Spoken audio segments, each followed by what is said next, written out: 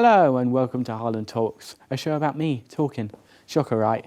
I'm your host, Alex Harland. But first, how was everyone's weekend? Mine was all right, but a bit chaotic. I called up the local swimming pool and said, "Is that the local swimming pool?" The person on the other end said, "Depends where you're calling from." So I gave up on the idea of going swimming. So I decided to go to the gym.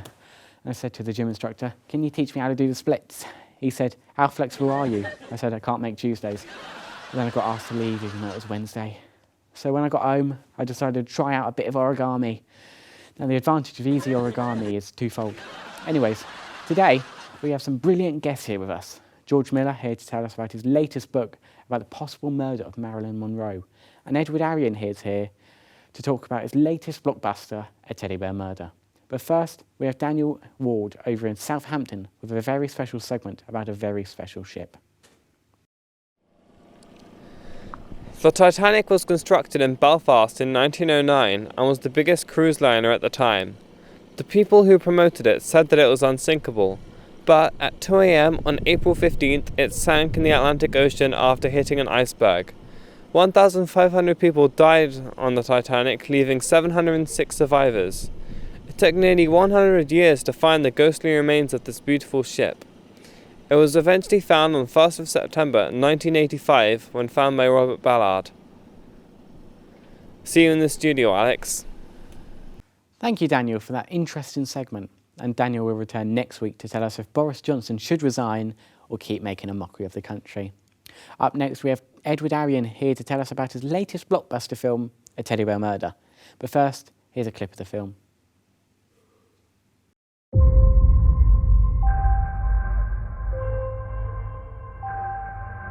Twinkle, twinkle, little star, how I wonder what you are. Up above the world so high, like a diamond in the sky. Twinkle, twinkle, little star.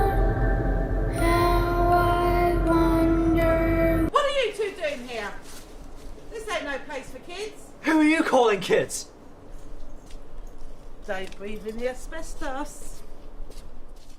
Put your hands together and welcome to the sofa, Eduard Arion.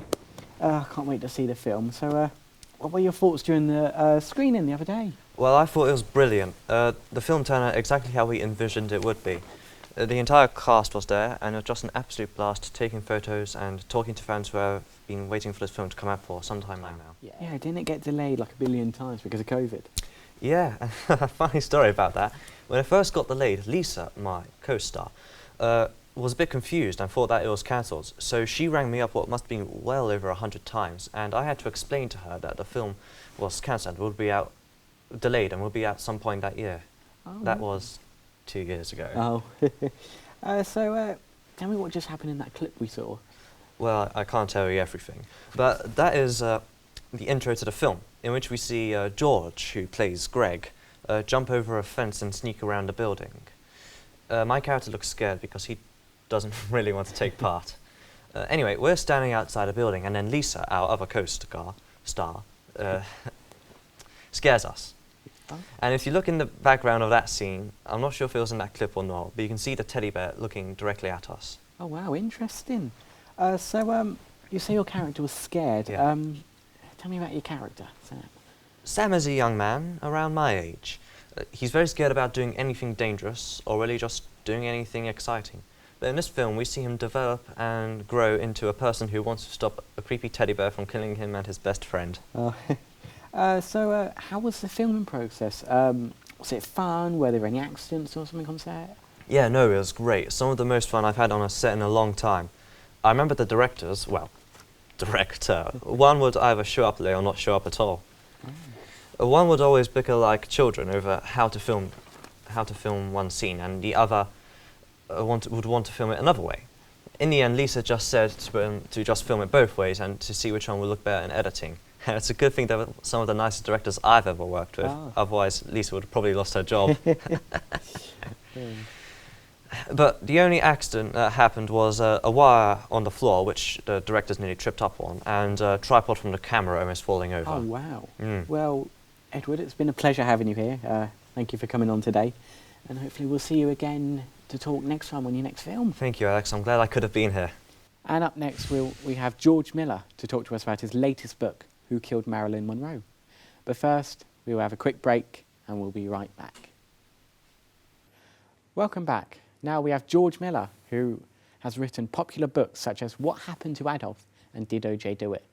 Mostly seen as controversial, but has been bestsellers around the world. And with his latest book coming out later this month, I'm sure it'll be another bestseller. Let's introduce to the sofa George Miller.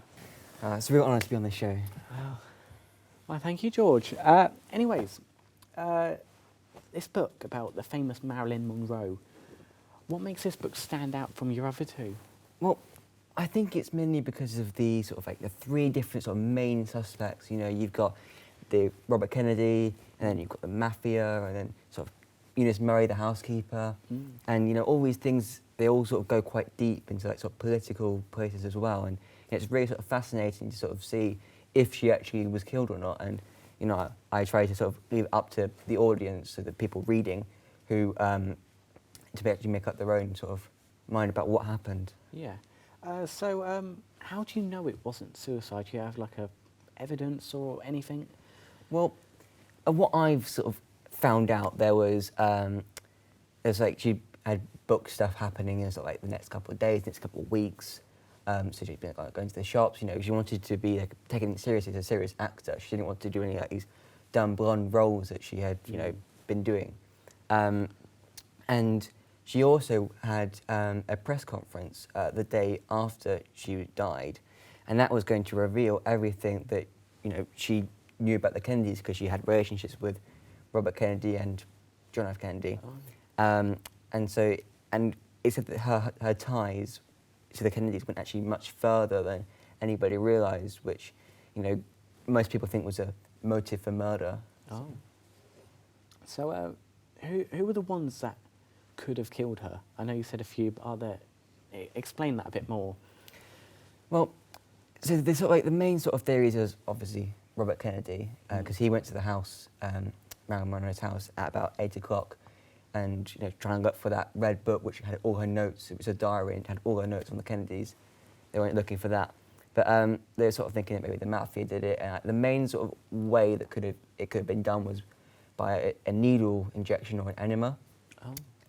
But they couldn't find any needle marks on her body, but she definitely had been moved when she died, and so needle marks, because of like all the blood, you know, goes to the front. If it's, you know, flat down at the body or goes to the front, they could have, you know, hidden the needle marks.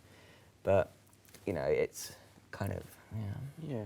Yeah. So why do you think they did it? What was their motive of this? Well, I said what the Kennedys sort of murdered, because, you know, what about their motive. But I think the mafia, they sort of wanted to include Marilyn in sort of everything that they know. They sort of wanted to, you know, because they had big ties to Frank Sinatra, and, you know, they sort of thought that she was part of the Rat Pack, and, you know, wanted to be in, you know, close together.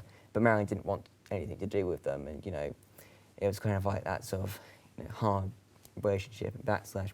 But people think that Eunice Murray, if she did it, she could have been working, you know, on behalf of the mafia or something, or, you know, on behalf of Dr. Greenson, who was Marilyn's doctor, and, you know, he might have done it, but don't really think so, because, you know, she really liked being with him, and she thought that, you know, he might one day adopt her and, you know, be the father that she never had.